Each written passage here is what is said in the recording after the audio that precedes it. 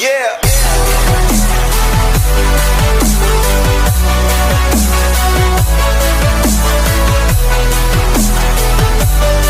Hey, what's up, Sakurai here, and for today's video, we have just got ourselves some recent Smash news to cover for today's topic on Masahiro Sakurai's latest Famitsu Column, uncovering the development of Sora from Kingdom Hearts, who just recently came out for Smash Bros. Ultimate, and I have to say, there is a lot of fun things to play as this character, but in this video, this is where he was going to talk about of how they were able to bring in Sora in Smash Bros. Because I think we all know what Disney is nowadays when it comes to the license and copyright system, but everyone, including myself, were in disbelief that Disney was able to pull it off and decided to just say yes on having one of the most requested characters, if not the most requested character in Smash Bros. History. And there's just a lot I have to say about the Famitsu Column, and I also want to mention this, and as I didn't make this video a few weeks ago, but Sakurai stated that he will be retiring on making his Famitsu Columns, meaning that this right here would be one of two final ones. The last one will be coming in the next 2 weeks, so yeah, I have to really mention that before we even get started. But with that, let's just not waste time and let's get started on what Sakurai has to say on Sora. So the first thing I have to say is that this was translated by Push Dustin and Cody Nokolo right here. But if you guys want to see the rest of this entire column, I would gladly leave it in the description below. But here's what they had to say. This is a summary of Sakurai's column number 639, the final one. Sakurai discusses Sora's inclusion in Smash Ultimate, and Cody Nokolo is joining me with this transition, and we post in the second half. Please sure to follow us for both details. Sakurai starts off by saying that Sora's reveal had an amazing reaction. For more details, fans can watch Mr. Sakurai's present to learn more about the last fighter. He mentions it in the presentation, but Sora was the #1 most requested new character in the Fighters Ballot. Banjo-Kazooie also ranked very high in the Fighter Ballot results as well. From a Japanese perspective, it was quite surprising. The barriers to Sora's inclusion in Smash weren't as surprising though. It wasn't the same as getting the other fighters. Even though he was highly requested, Sakurai thought it'd be unlikely to get Sora into Smash. There's no doubt that the team involved with negotiations for Smash Bros. Also thought it was impossible as well. But one day, an opportunity came through. At a certain award venue, Sakurai had the chance to meet with a Disney representative. They said it would be great if Sora could get in.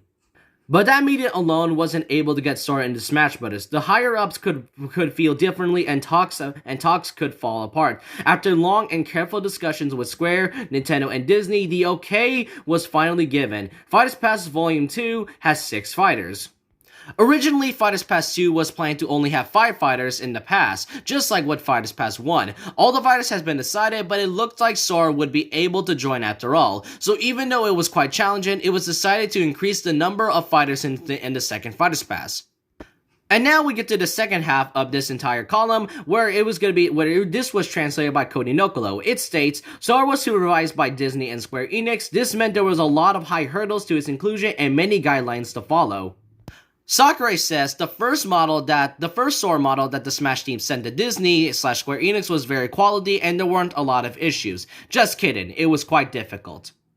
Sora's playstyle in his games emphasizes aerial combat and tight timing for combos. It doesn't exactly translate to one-on-one, but you might be able to get some of that feeling in Smash. From the start of DLC, 11 fighters were made. Looking back on the release date of the base game, it has already been 3 years. There's such a wide variety of the fighters in the DLC, and of course, the team shrunk and there was an impact of COVID-19. The development time for the DLC was essentially the same as working on a full game. Sakurai says that he will work on only a few more games, so he's worried about the future. With Smash Ultimate, Sakurai felt that he was able to offer a celebration of gaming, and he's glad he's worked on it. Smash Ultimate isn't an ordinary game, and he's happy he was able to collaborate with many developers. Lastly, this bi-weekly column that Sakurai's written for so long will come to an end. The last issue number 640 will be the last one. And that's all that I have to say about Sora's development on not only how he was able to get into Smash Bros., but especially when it comes to the moveset itself.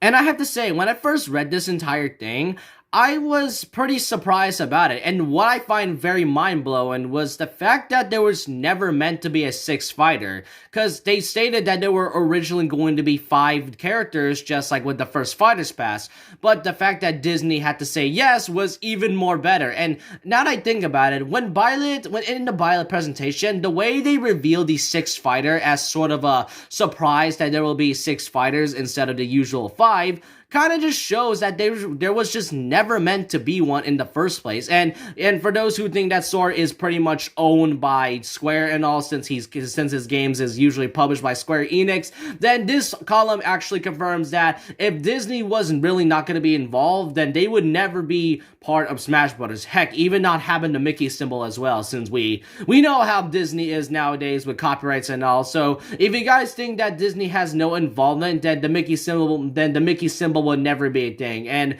not only that, the vice president of Disney Japan, Justin Scarpone, stated that they would really be happy for Sora to be in Smash Brothers, and Nintendo approached them about it and to see if he was very requested. And given how he was the most requested character from the Smash 4's Fighters ballot, goes to shows that anything is really possible. But just like us, Sakurai really thought that Sora was kind of impossible. And to me, I do really have to agree with that, because with every fighter that has been going on throughout the entirety of Smash Ultimate's development, it kind of made me lose hope on the character as well. And really, because I have to say, even if Sora was never going to be the final fighter, I would still be glad to whoever it was, like a Dark Souls character, maybe Master Chief, but who knows. Sora being the final character was such a perfect thing for me. Even if some weren't gonna agree on that, you can't deny the fact that this character was such a very requested one. And